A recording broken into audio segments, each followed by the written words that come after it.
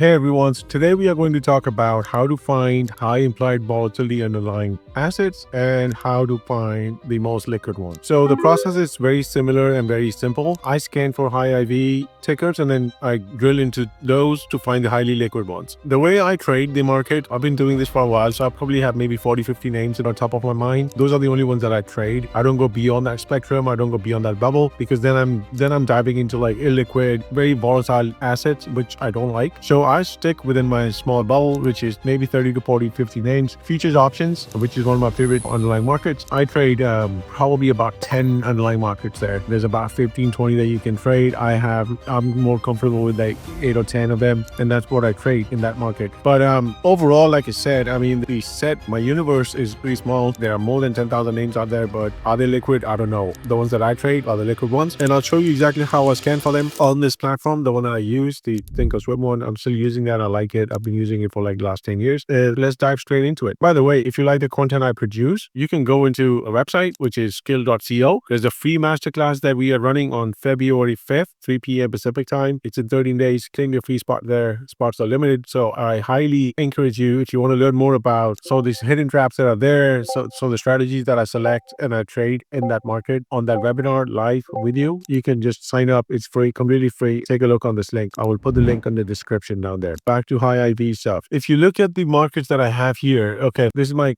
pivot trading account. Again, when I try to do more trades, bigger trades, I do it in this account because this is where enough money is. In my live account, I do small trades. I do make the live videos of those, but smaller trades. Defined risk, credit spreads, iron condors, etc.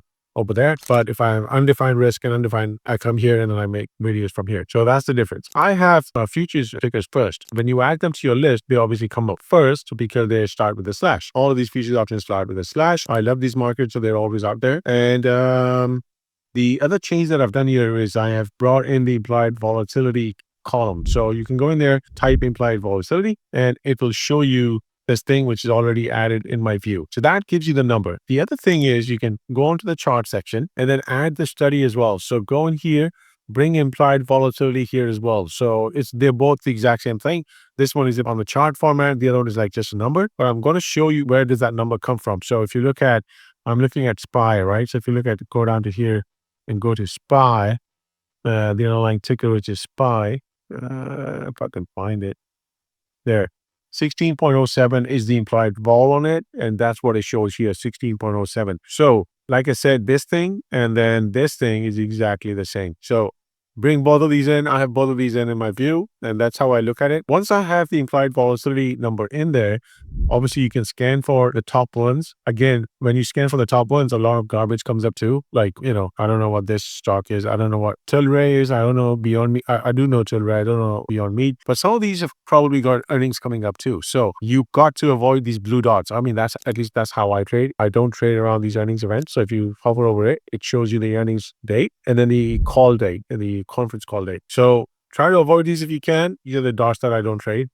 MSTR has also got earnings coming up. Twilio has got earnings. Neo, not much. There's not much going on. So avoid earnings cycles. Long-term trades, I don't trade earnings. I don't trade my long-term option selling strategies around earnings. I don't do that because it doesn't give me enough room to maneuver things and adjust things and roll the options and all that. So I try to avoid these. The futures option space, CMG, Chipotle has got earnings coming up. Oracle is a very liquid stock. So now when you know the implied volatility number, which is high, it's coming up high. Oracle is still very high, 51%. That's a good number. It is coming down. So you want to average vol. I mean, one thing that would have been good for these platforms would show you the average volatility. Maybe they do somewhere. I need to figure that out. Average 1 year volatility in the past 12 months or something. Then you could have compared that with, which is the IB rank number, and they don't have it here. I don't think they have it. So I do have, I don't think they have the IB rank, which compares it with the last 52 days of IB. So Oracle has got IIB still. If I were to draw a line here on the average is probably around 47. It's trading at 51. So it's still got some more room to go down on the downside. So in that case, you would want to sell implied volatility here because it is hyped up so much. It was trading at 345, came down to 200, and now is at 176. So that's a good amount of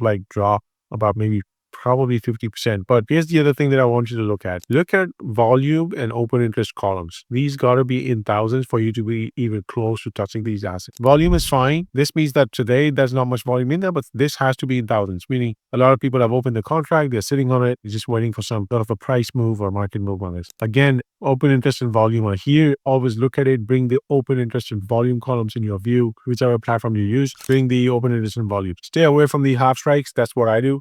Look at the full strikes. The difference is like ginormous. It's big. 11,000 contracts versus half strike has got nothing. I would call it nothing. You would call 3,000, 8,000. Half strikes has nothing. So stay away from that. The third thing I look at, I showed you the implied volatility, both sides, volume and open interest. Again, you're going deep into the liquidity factors here. The third thing is to look at the bid and ask. That's a very important piece too. So look at the bid and ask on the options you want to sell. Anywhere between 10 to 20, 25, 30 cents is okay too. When it goes above 30, 40 cents, 50 cents, $1, that's a no-go spot for us. So here it's 20 cents. Bid and ask is 20 cents. So that's why I have bid and ask columns here in my view. So just to see where the liquidity is, whether it's like very wide, very narrow, whatever the case may be. If you look at SPY, you will see that it is penny wise, thousands in volume and open interest. And these are like penny wise. Look at this. This is 652 versus 2 cents. 1 cent, 2 cents, 1 cent.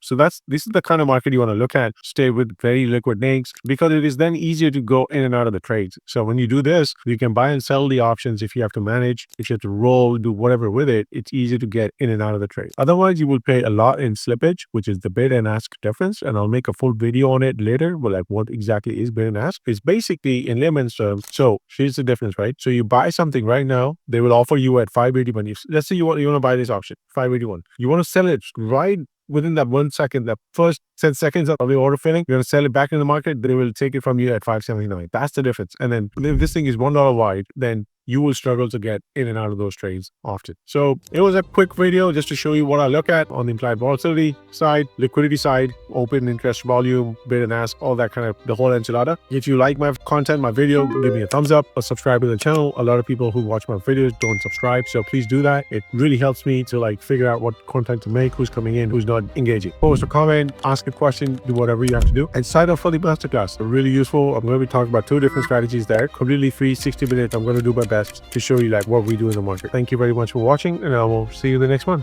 Thank you.